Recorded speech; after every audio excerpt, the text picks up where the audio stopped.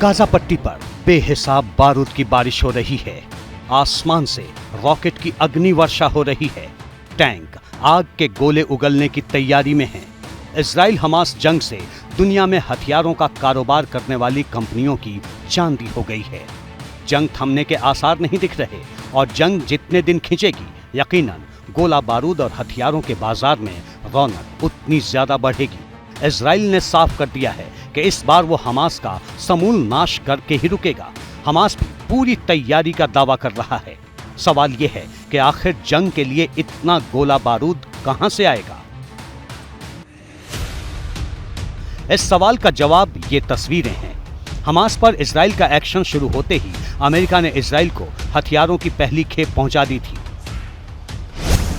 इस खेप में smart bomb, iron dome missile defence system के लिए इंटरसेप्टर और दूसरे एम्युनिशन शामिल थे। लेकिन सवाल है कि क्या आगे भी अमेरिका इजराइल को हथियार मुहैया करवाता रहेगा?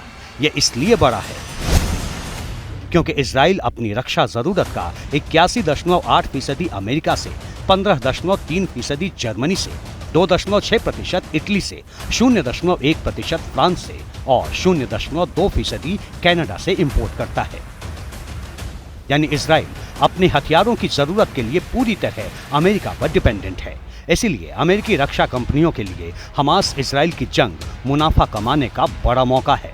लेकिन डिमांड इतनी ज्यादा है कि अमेरिकी कंपनियां इसे पूरा नहीं कर पा रही। दरअसल अमेरिका इस वक्त 3 मोर्चों पर फंसा हुआ है।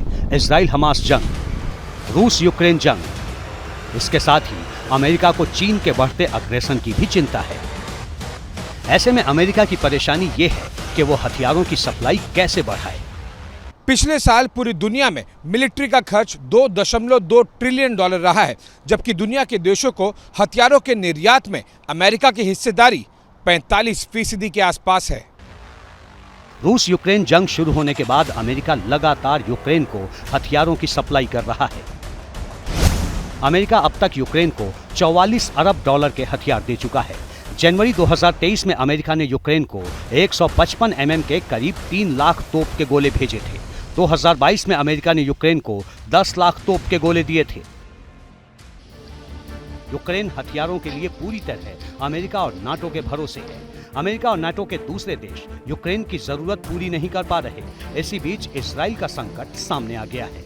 अमेरिका और इजराइल के बीच में 2016 में डिफेंस इक्विपमेंट खरीदने के लिए $38 बिलियन की डील हुई थी। दोनों देशों ने $5 बिलियन के डिफेंस मिसाइल सिस्टम के सौदे पर भी हस्ताक्षर किए थे।